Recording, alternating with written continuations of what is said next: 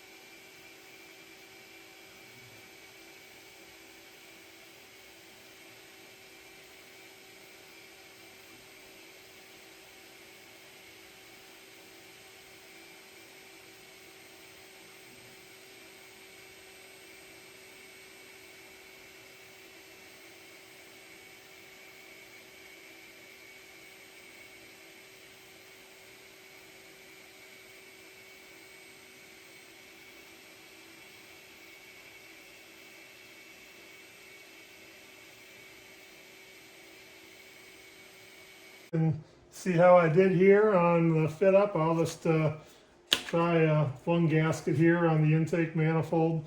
You can see that lines up pretty nice. Well, it should, because I had the CNC program from making the intake, so it was pretty easy to get the silhouette off of that. But that fits the perimeter of the intake, the lower adapter and the intake pretty nicely.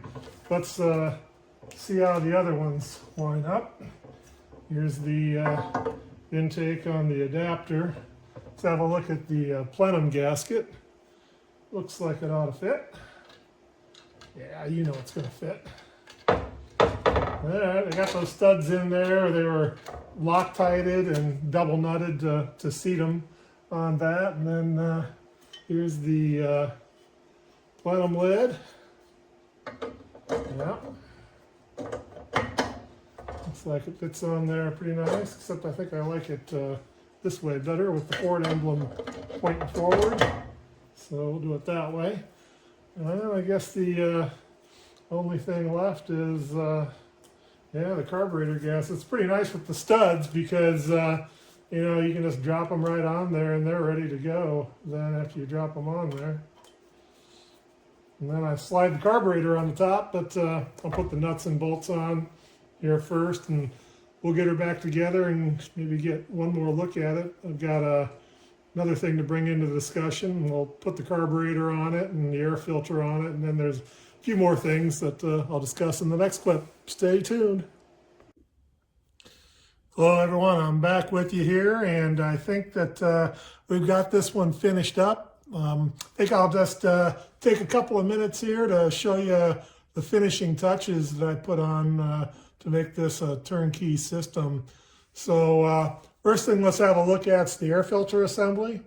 Now, if you look at my channel, there's a couple of videos on me making air filters. This one happens to be a drop base air filter for an inline carb. And I used to make low profile ones, but Can-Am discontinued the low profile elements on me. So I made this drop filter base here, which uses a 2-inch element. And there's also a 2.5-inch element in the same size. But it's about as low as you want to go above the boosters. And to kind of aid with that, you see these 4 conical depressions here. I actually put some turning vanes in there that sit right above the booster, those conical turning vanes. And a couple air filters where I've made that are lower profile where that seems to help quite a bit. So anyway, it's cast aluminum intake filter with a washable element. Kind of in the same theme as the rest of the intake. You know, it's cast, it's not billet. I've got billet filters too, but I just like the looks of these for period correctness. But and they do, they have captive hardware too, so you set them on there and you just have to alternately tighten up those screws. But it keeps the whole thing together as an air filter assembly that way. It makes them easy to take on and take off. And so we'll sit that back there. And of course, I've got a restored and rebuilt inline A-Carb sitting on there, DOZX 9510A.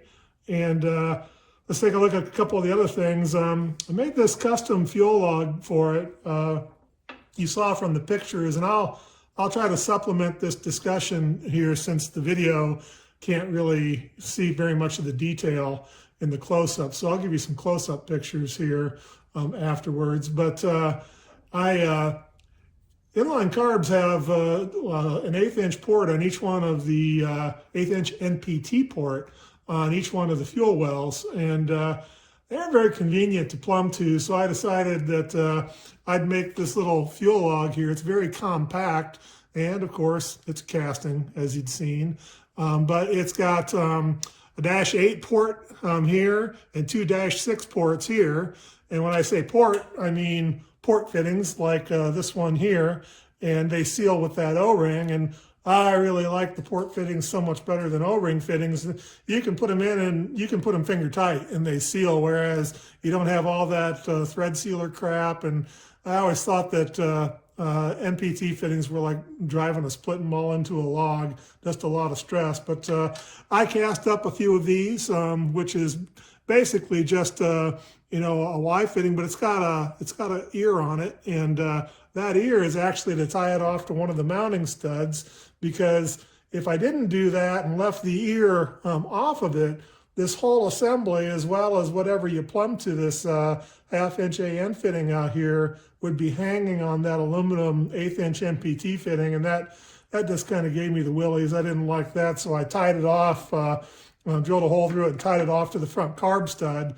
The only downside of that is that to get the fuel log off, you have to take the carburetor off first to get it off. But I could slot it maybe so you didn't have to do that, a slotted hole so it could slide off this way. But I don't think it's worth weakening the part. How often do you take the fuel log off your setup once you have it on there? So, if the future owner of the system wants to do that, they can.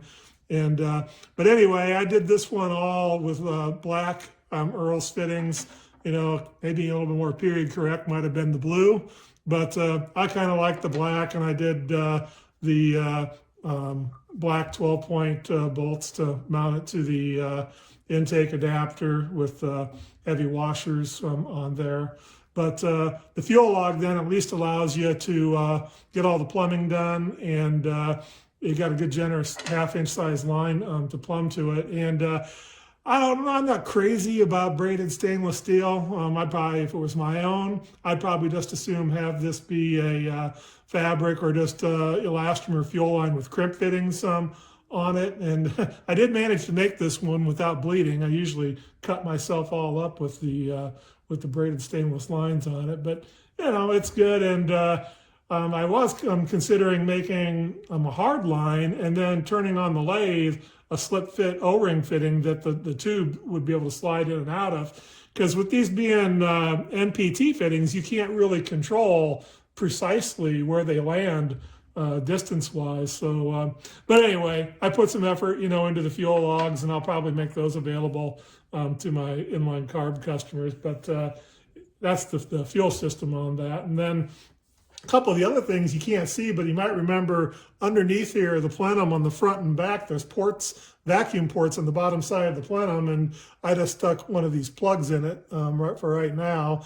But the future owner, if they want to tap the plenum for vacuum, one of these positionable elbows, would be a good way to do that. You can screw that in underneath back there and then just plumb to it with a 1/2" AN flared fitting line on that. But they're pretty versatile on that. And you can see from the picture on this side, I got a little bracket and a spring here.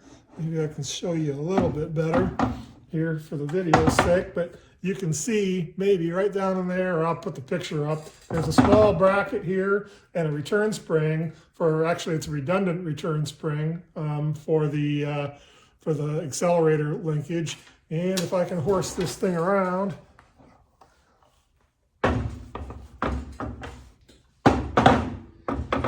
and there's the primary return spring and the bracket for that. And the only thing that's really left to be done on the system is accelerator bracket. And since I don't know what it's actually going to go on, I'll just wait until I sell the system, and whoever gets it can tell me what they've got, and I'll make an accelerator cable bracket for them.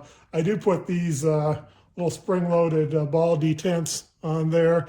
I like those because you can get them on and off quick. But anyway, that's that. You can see the return spring there, and the accelerator pump's working, and I do put these gaskets on the Carb so it seals to the air cleaner nicely. But outside of that, yeah, I would say this one's a wrap. It's a pretty nice looking system. I'll put some details on the overall height of it. The only thing I'll say is you know, the FE Power intake adapter is a really nice piece, but in order to get it to interface nicely with 351 Cleveland intakes, it does have to sit them up there a bit higher. And of course, with the taller deck height of an FE, the underhood clearance that you're going to get is never going to be as low as that intake would be sitting on a 351 Cleveland 9.2 deck engine. But you know, when we make these kinds of mods and theme cars, sometimes you have to make exceptions to do what you need to do. But hopefully whoever the new owner of this one is will like it and will run it and enjoy it. So that's going to be it for this one. Glad you came along. Don't forget to go back if you're just joining in and you're wondering where this intake manifold came from. There's a part 1 that describes the making of the intake manifold. It's part 1 under the exact same name as this one being part 2. So go back and take a look at that. And there's other links in the description of that part 1 video to other things related to casting and some of my projects. So until the next time, thanks for watching, and we'll catch you on the flip side. Take care.